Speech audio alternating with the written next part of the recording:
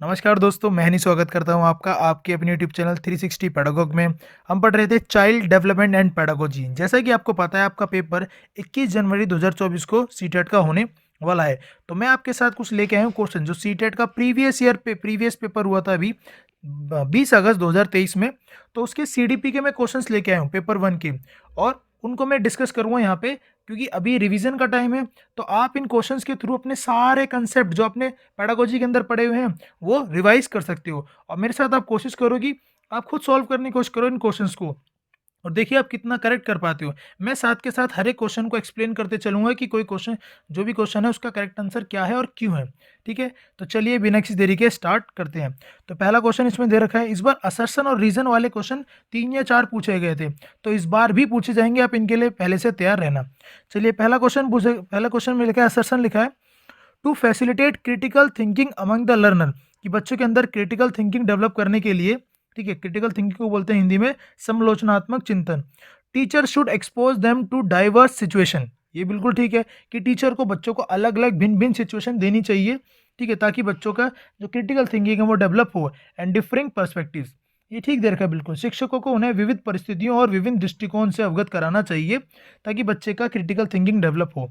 इसका रीजन क्या दे रखा है, student learn and enrich their ability to think critically and creatively as they engage in conversation across the differences, ये भी ठीक है। जब बच्चे दूसरों के साथ क्या करेंगे, कन्वर्सेशन करेंगे, इंटरेक्शन करेंगे अपने पीयर्स के साथ, तो उनकी क्रिटिकल थिंकिंग डेवलप होगी और इनरिच भी होगी, ये ठीक दे रखा है। जब विद्यार्थी विविध मतभेदों के बीच बातचीत में संलग्न होते हैं तो वे समालोचनात्मक और रचनात्मक रूप से सोचने की अपनी क्षमताओं को सीखते हैं और समृद्ध करते हैं।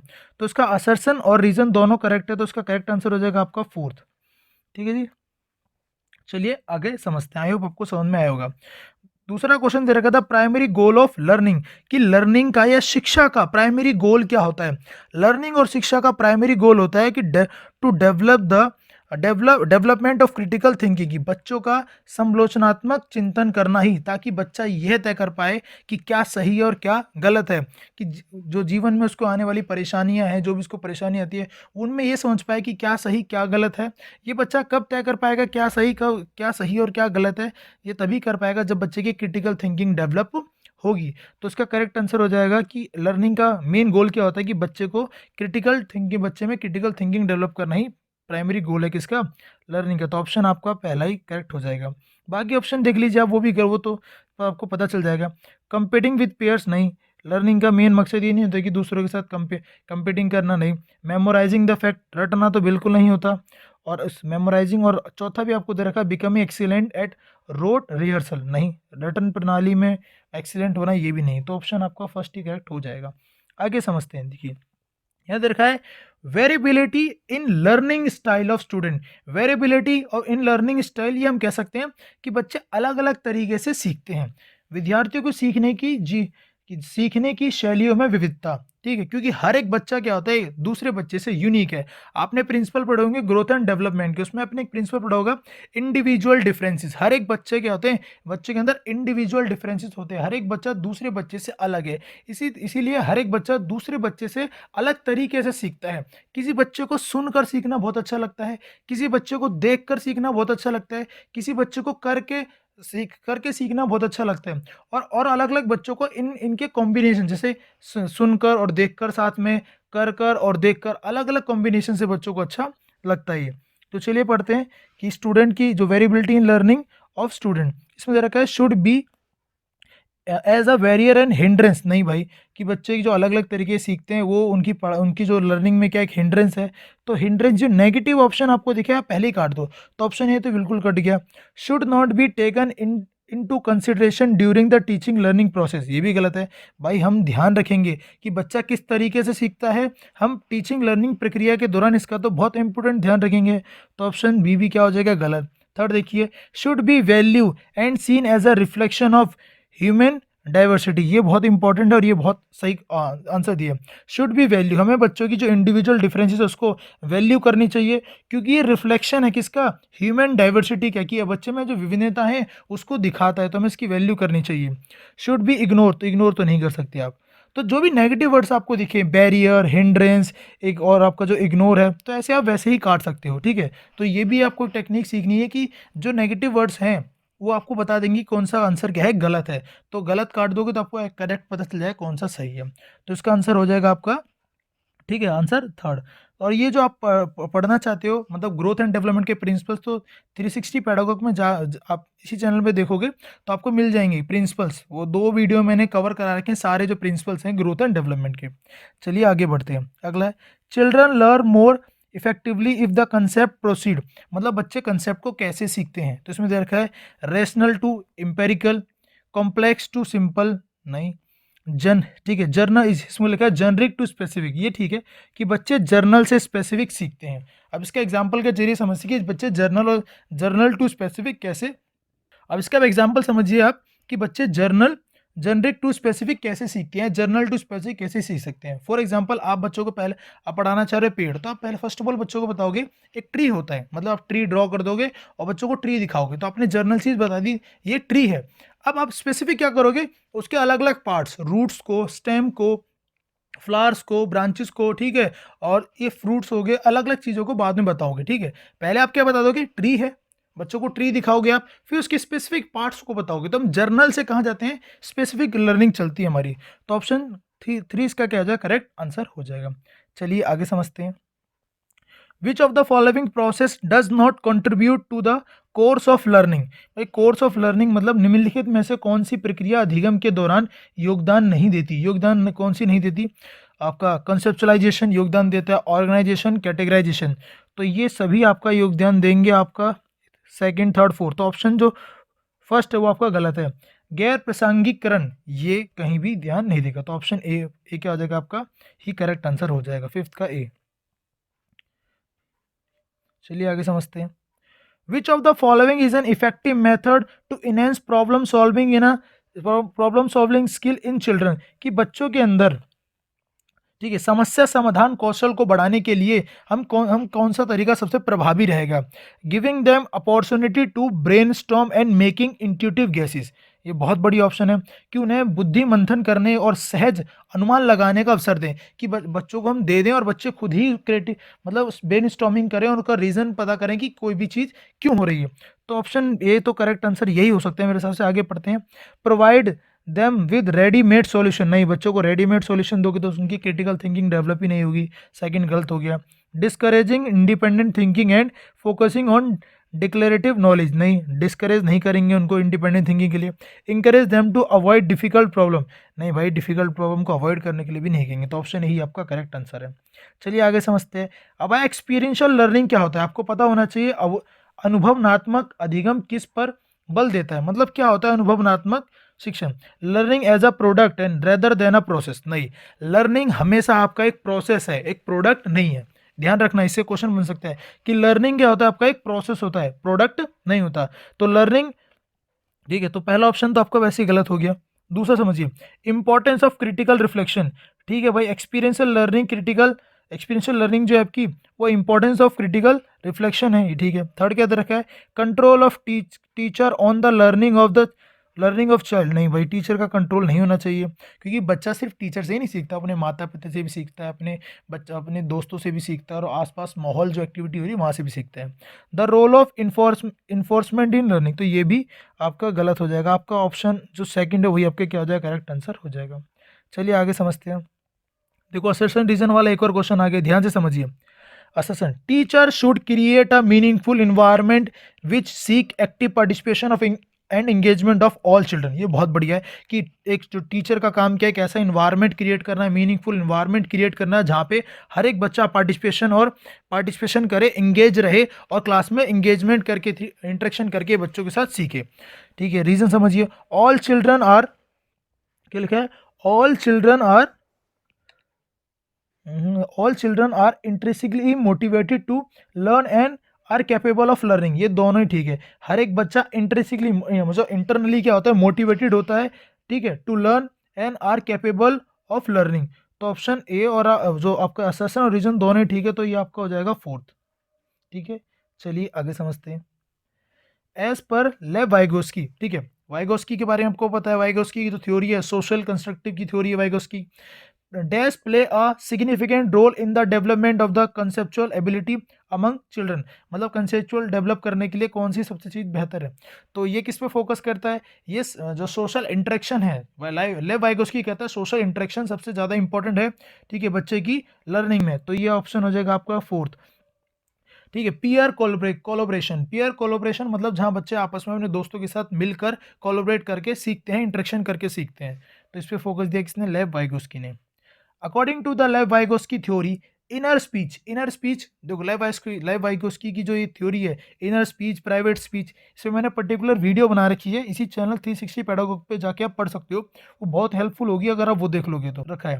पहले इस पर फोकस कीजिए कि इनर स्पीच क्या होती है। Is a way of children to regulate their own thinking, ठीक है। ये कि जो इनर स्पीच होती है, बच्चा खुद से बात करता है तो अपनी एक थिंकिंग को रेगुलेट करता है इससे, ठीक है। आप भी बहुत बार शीशे में देखकर अपने आप को कुछ ना कुछ कह रहे होते हो, अंदर ही अंदर बोल रहे होते हो।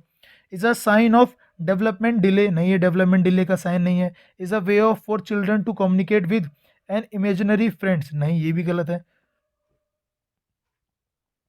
Is a sign of cognitive immaturity, ये भी गलत है आपका। तो ऑप्शन ए ही आपका करेक्ट हो जाएगा, फोर्थ 10 का ए, ठीक है। चलिए आगे समझते हैं। 4 year old, ठीक है, Aparna say that a button is alive, कह रही है जो बटन है वो जिंदा है। 4 वर्ष की अपर्णा कहती है कि बटन जिंदा है क्योंकि यह उसकी शर्ट को एक साथ बांधने में मदद करता है। जीन पियाजे के अनुसार उसकी सोच की विशेषता क्या है। तो ये जो बच्ची है वो प्री ऑपरेशनल स्टेज में है। कौन सी स्टेज में, प्री ऑपरेशनल। और उसमें उसका एक कैरेक्टरिस्टिक दिखा रही है, इसको बोलते हैं एमिनिस्टिक थिंकिंग या बोलते हैं जीववादी चिंतन, जहां पर बच्चा ये समझता है कि जो निर्जीव चीजें हैं उनमें भी क्या होता है, प्राण होता है। जैसे कि आपने देखो, छोटे बच्चों को देखा होगा, जैसे लड़कियां क्या करती है, अपनी गुड़िया को नहलाएंगी धुलाएंगी, उसको खाना खिलाती हैं, ठीक है। वो डॉल है, वो खाना नहीं, वो नॉन लिविंग थिंग है, वो खाना नहीं खाएगी, पर उसको खाना खिलाती हैं, उसको पानी पिलाती हैं, उसको कपड़े लत्ते पहनाती है, उसको सुलाती हैं। उनको लगता है कि बच्चे जो गुड्डे और गुड़िया हैं उनकी भी वही नीड है जो हमारी है। तो मतलब उनकी थिंकिंग होती है कि इनमें भी क्या होते हैं, प्राण होते हैं। तो अगर आप ये पढ़ना चाहते हो तो आप पढ़ सकते हो, मेरे चैनल 360 पैडागोग पे जाकर आपको पियाजे की थ्योरी बहुत अच्छे से एक्सप्लेन की हुई मिल जाएगी। चलिए आगे समझते हैं। 12वां, while dash agencies of socialization are predominantly important in infancy, infancy में हमारी कौन सी एजेंसी हमारे लिए इंपॉर्टेंट होती है, तो हमारे जो फैमिली है और आस पड़ोस वही होता है, तो उसको बोलेंगे प्राइमरी एजेंसी। तो पहला को आप तो प्राइमरी एजेंसी आ जाएगा। Second, dash agency of the socialization are become important early childhood, early childhood जब आप स्कूल जाना स्टार्ट कर देते तो वहाँ पे आपकी आती है सेकेंडरी एजेंसी, जहाँ स्कूल हो गया और आपके पीयर्स हो गए। तो ऑप्शन फोर्थ इसका करेक्ट आंसर हो जाएगा। जो देखो सोशलाइजेशन की दो एजेंसी होती है, एक होता है प्राइमरी, प्राइमरी एजेंसी के अंदर आपका क्या आ जाएगा, आपकी फैमिली, आपके जो रिलेटिव्स हैं वो, ठीक है।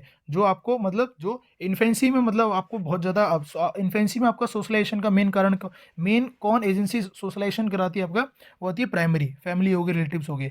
फिर जब अब स्कूल जाना स्टार्ट कर देता है बच्चा अर्ली चाइल्डहुड में, ठीक है, वहाँ पर मेन रोल होता है सेकेंडरी सोशलाइजेशन, जो एजेंसी है वो कौन है, वो स्कूल है आपका, ठीक है। और आपका जो आपका इन्वायरमेंट, जिसमें एजेंट्स कौन होंगे, एजेंट होंगे आपके टीचर्स हो गए और पीयर्स हो गए। और प्राइमरी जो सोशलाइजेशन उसमें एजेंट कौन होते हैं, वो आपके पेरेंट्स ही होते हैं। चलिए अगला समझते हैं। अकॉर्डिंग टू द लेवाइगोस्की ने जो सोशल कंस्ट्रक्टिविस्ट की थ्योरी दी है, तो लेवाइगोस्की ने हमेशा ज़्यादा से ज़्यादा इंपॉर्टेंस दी है किस पे, उसने बोला है कि लैंग्वेज से डेवलपमेंट होता है कि नहीं। और प्याजे क्या कहता है, नहीं, प्याजे कहता है डेवलपमेंट होता है, डेवलपमेंट से क्या होती है, मतलब पहले डेवलपमेंट होता है फिर लैंग्वेज होती है, मतलब लैंग्वेज डेवलपमेंट बाद में होता है, पहले व्यक्ति का विकास होता है, डेवलपमेंट होता है। उसने लैंग्वेज को इतनी ज़्यादा इंपॉर्टेंस नहीं दी, पर वाइगोस्की ने बोला है लैंग्वेज ज़्यादा इंपॉर्टेंट है, लैंग्वेज से व्यक्ति का क्या होता है, डेवलपमेंट होता है। तो लेव Vygotsky according language development facilitate cognitive development, ठीक है। जितना ज़्यादा बच्चे का लैंग्वेज डेवलपमेंट होगा वो उसके कॉग्निटिव या संज्ञानात्मक विकास को क्या करता है, हेल्प करता है। तो ये करेक्ट आंसर है इसका, यही हो जाएगा, ठीक है। बाकी ऑप्शन आप पढ़ लेना, बाकी किसके अकॉर्डिंग गलत है। लेव वाइगोस्की ने पहले ऑप्शन को ज़्यादा इंपॉर्टेंस दी है कि लैंग्वेज डेवलपमेंट जो इतने बच्चे का होगा उससे उसके कॉग्निटिव डेवलपमेंट को क्या मिलती है, हेल्प मिलती है। चलिए अगला समझते हैं। At which level of the Lawrence Kohlberg's moral reasoning to children typically believe that people should live up to the expectation of the society and behave in a good way. तो आपने पढ़े होंगे भैया, तीन उसने क्या दिए हैं, लेवल दिए थे, किसने, कोलबर्ग ने अपनी जो मोरल डेवलपमेंट की थ्योरी में और हर एक लेवल के अंदर 2 स्टेजेस दिए, टोटल 6 स्टेजेस दिए। तो ये जो बात है, बच्चा बता रहा है कि बच्चा सबके सामने मतलब अच्छा व्यवहार करने की कोशिश करता है, कि लोगों को समाज की अपेक्षा पर खरा उतरना चाहिए, अच्छे तरीक़ों से व्यवहार करना चाहिए। तो ये गुड गर्ल और गुड बॉय वाली स्टेज है, ठीक है? ये कौन से लेवल में आती है? आपकी आती है सेकंड लेवल या कन्वेंशनल लेवल या पारंपरिक लेवल इसको बोला जाता है। तो सेकंड इसका आंसर हो जाएगा। चलिए अगला समझते हैं। फिर एक और असर्शन और रीजन का क्वेश्चन है।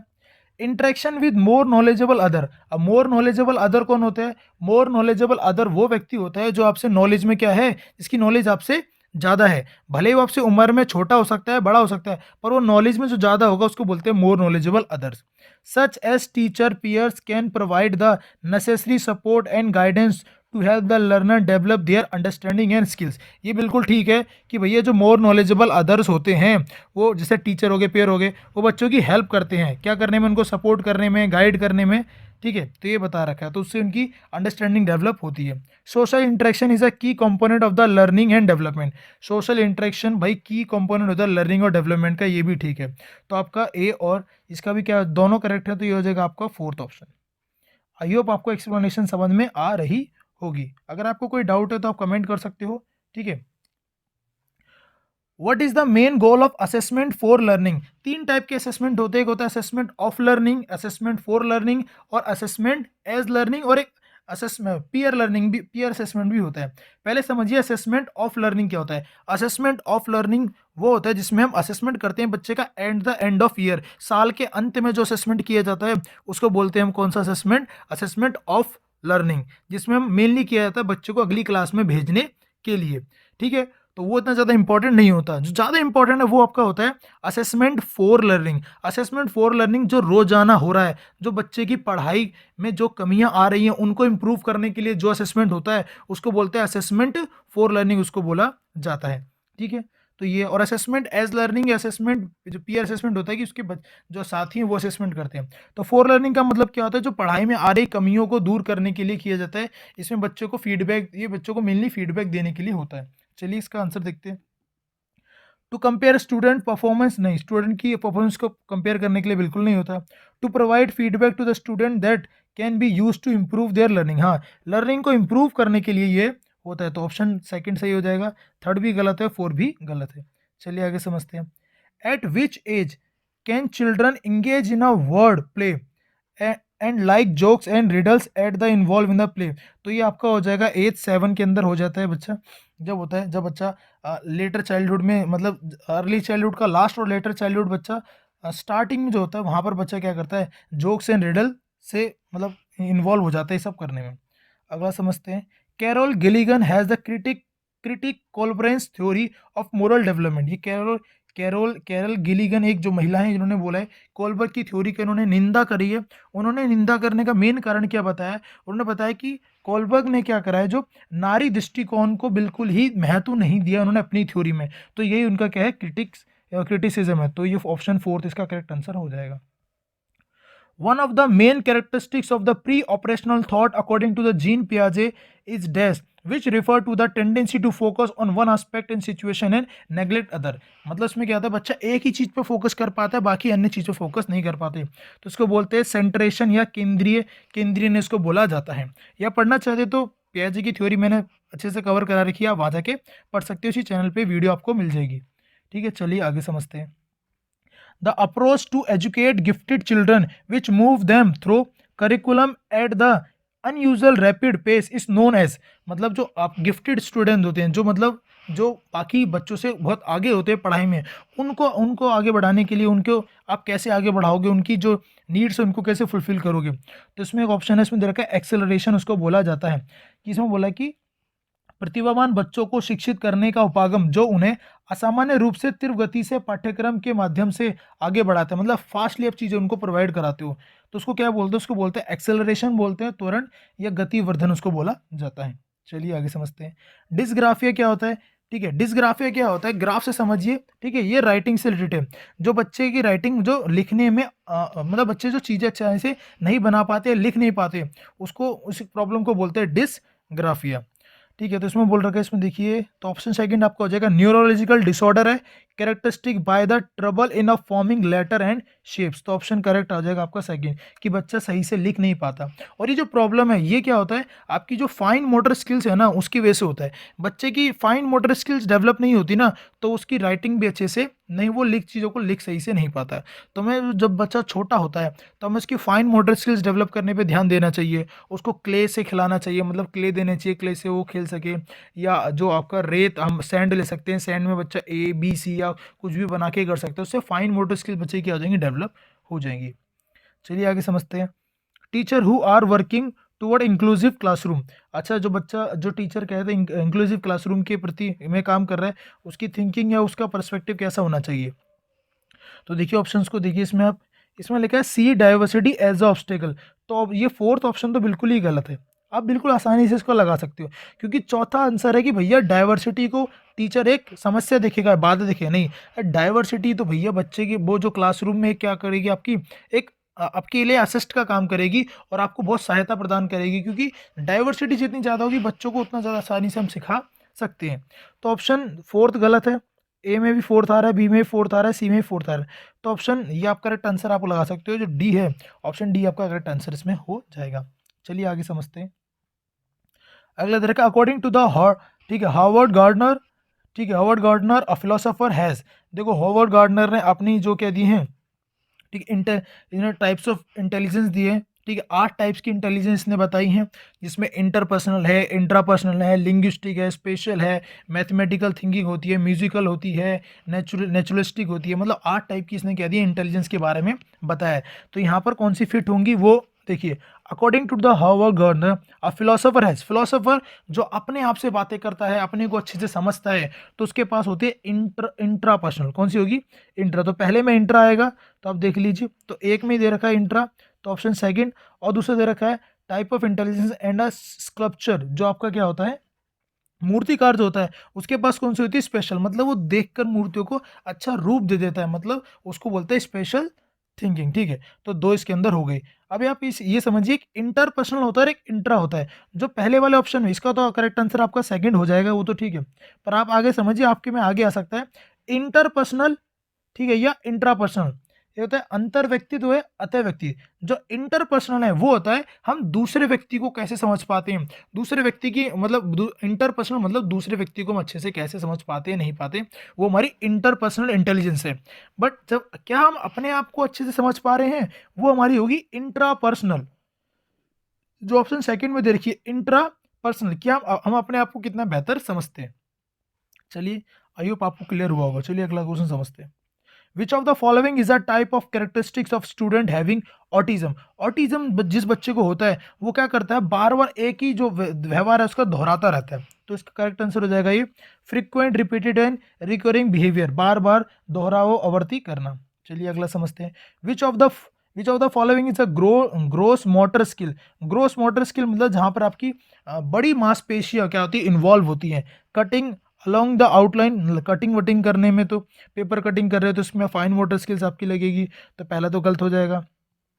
ठीक है, cutting along the outline circle, ये भी गलत हो जाएगा। क्निटिंग मतलब बुनाई करना, ये भी गलत है। स्विमिंग करना, तो आपका करेक्ट आंसर हो जाएगा कि आप स्विमिंग स्विमिंग करोगे तो उससे क्या होगा, आपका आपकी बड़ी मांसपेशियां, लेग होगी, आपके लेग्स हो गए, आपके हैंड हो गए, और आपकी पूरी बॉडी मूव करती है, तो उसमें वो होगा आपकी ग्रोस मोटर स्किल्स को डेवलप करता है वो। आगे समझते हैं।